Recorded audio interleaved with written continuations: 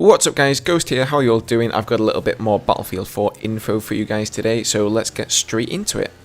Alright, first off we have the beta dates that have been released, and it's been confirmed that the exclusive beta, is going to be open on the 1st of October for anybody who pre-ordered Battlefield 4, who's bought Battlefield 3 Premium, or who has bought Medal of Honor Warfighter. If you have done any of the above, then you will be eligible to join the exclusive beta from the 1st of October. If not, then you can always wait till the 4th of October and get into the open beta. DICE have also confirmed that the beta map is indeed going to be Siege of Shanghai, so no surprises there I don't think, and we're going to be able to try out that map in Conquest mode or Domination mode. So a bit of nice news for any of you console players out there. For anybody wanting to get Battlefield 4 on the current gen consoles and then upgrade later on, I can tell you that Battlefield 4 will be available for PlayStation 4 starting November 12th in North America and November 29th in Europe. So I feel that us Europeans actually get a little bit kicked in the teeth there. That's quite a big difference for the Americans to have the game before the Europeans do, so kind of sucky there. Xbox One, it will be coming out on November the 19th in North America and then November the 22nd in Europe, so only 3 days difference there.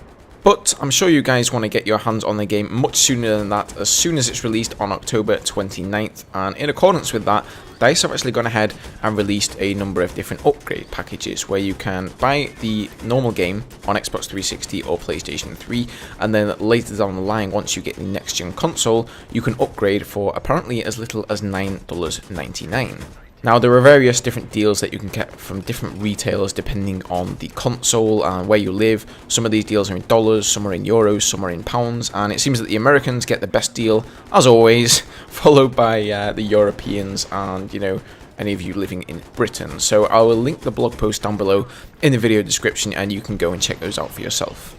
Next up, we've got some new information about the vehicles in Battlefield 4. This came from a recent blog post by DICE. And first of all, here they say that attack boats now act like mobile spawn points. So this is a great change. Just like transport helis currently in Battlefield 3, you're now going to be able to spawn on an attack boat and use that as a mobile spawn point. And when you go out of the boat and sort of eject, you will automatically go on a jet ski. So you're not going to have to swim to the shore or any of that nonsense. I think this is definitely a great change. Currently in BF3, the transport boats don't really do much. You just sort of spawn in one, jet off towards the shore, get off, and that's about it. They don't really play much more of a role than that. So I think in Battlefield 4 we can expect to see sort of guys in attack boats circling the shore of an island like on Parasol Storm, and there's going to be constantly guys spawning in there and jet skiing onto the island. So we can probably expect to see a lot more people attacking from the shore. Anti-air tanks are seeing some changes. DICE have said that they're going to be introducing new weapons for their primary weapon slot and also for the secondary anti-air missile slot. So depending on whether we're up against jets or helicopters, short range or long range, etc., given the current situation, there are going to be different weapons available to us. They haven't yet, however, said what any of those weapons are going to be. So hoping it's not going to be anything too overpowered, because personally, as somebody who likes to use jets, bloody AA tanks are like the bane of my existence, but I know there are a lot of players out there who love jumping in there, so that's going to be something interesting to see.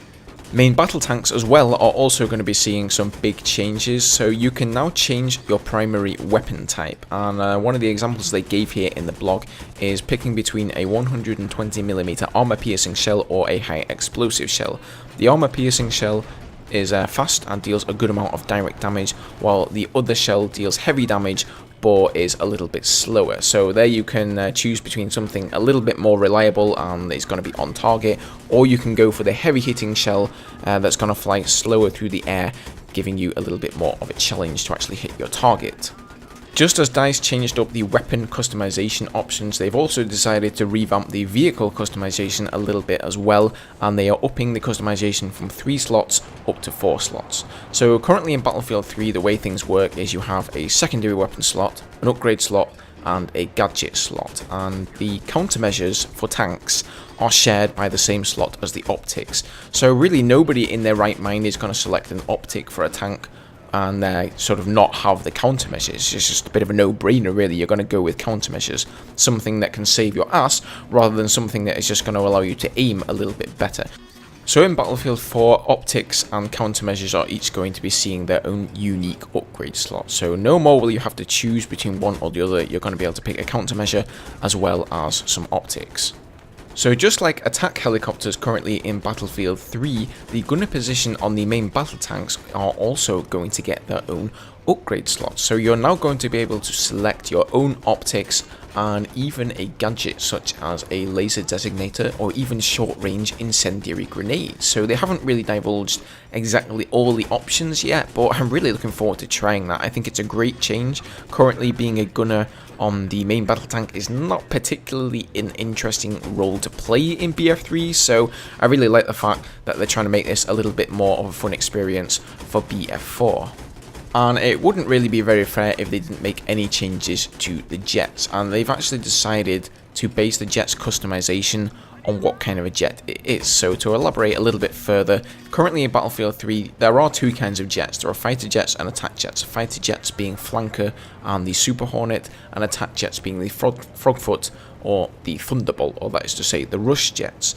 And really, except for the fact that the Rush jets do more damage and they don't have afterburners, there really isn't any differences between them at all in terms of loadout. So in Battlefield 4, they're going to be splitting the jets up into stealth jets and attack jets. And stealth jets are going to have upgrades geared to air-to-air fighting, whereas attack jets are going to have completely different upgrades. I'm sure some of them will be the same, but they're probably going to have different weapons that are more suited to air-to-ground capabilities. So before we talked a little bit about battle tanks and their upgrades, and now we're going to talk about how you can actually take them down in Battlefield 4. And they've changed the sort of vehicle disable effect in Battlefield 3, and it is now called a critical hit. And what this essentially is when you hit a vehicle in a certain position or at a certain angle, you can have a chance to get a critical hit. And if you get a critical hit, that vehicle will be slowed as if it's disabled for a certain amount of time, but it will then recover. So no longer is it just some arbitrary number that you have to get the vehicle's health to until it's disabled, and then it just sort of rolls along, you jump out the vehicle, it explodes, etc. End of the story. It's now a little bit more tactics, because you can get a critical hit whenever, but that critical hit will not last forever. So the tank will be slowed down, or whatever vehicle it happens to be. If you're in a jet, you're going to start spinning out of control, just as you currently do in Battlefield 3, but you will be able to recover after a few seconds. So it's definitely going to give the enemy player an advantage if they score a critical hit on you, but at the same time it doesn't mean that you're just a sitting duck and you can pretty much abandon the vehicle completely unless you're an engineer or you have somebody close by to repair you. So to score a critical hit on, say, an enemy tank, you have to do enough damage, and most of the damage models for the different parts of the tank are going to remain the same as in currently in Battlefield 3, but there are a few changes, so listen up because this one is important.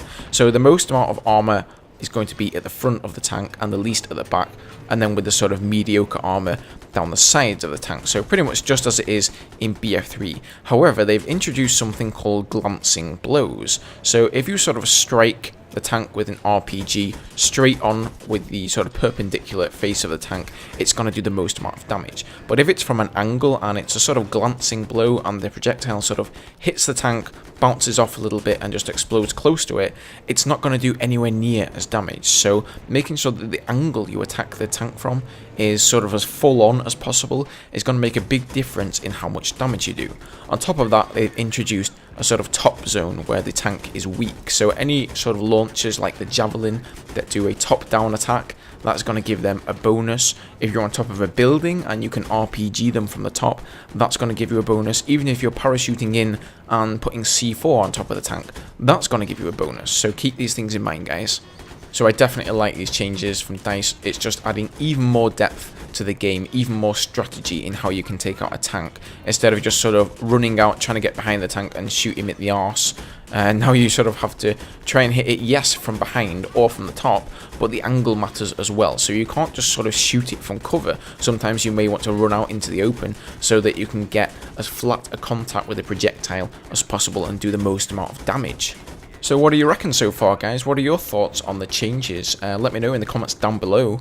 Personally, I can't really say that I've seen a single change that DICE has made that I don't love. I mean, I think they're just doing a great job. They're listening to the community. This is looking to be an awesome, awesome game. So that's it for this one, guys. I'm sure we're going to be seeing much more news about Battlefield 4 as we come up to the beta. DICE should be flooding us with the information, so it probably won't be too long until I make another one of these videos. Thanks ever so much for watching. If you enjoyed, please hit that like button down below, subscribe for more of the same, and I'll see you guys next time. Cheers.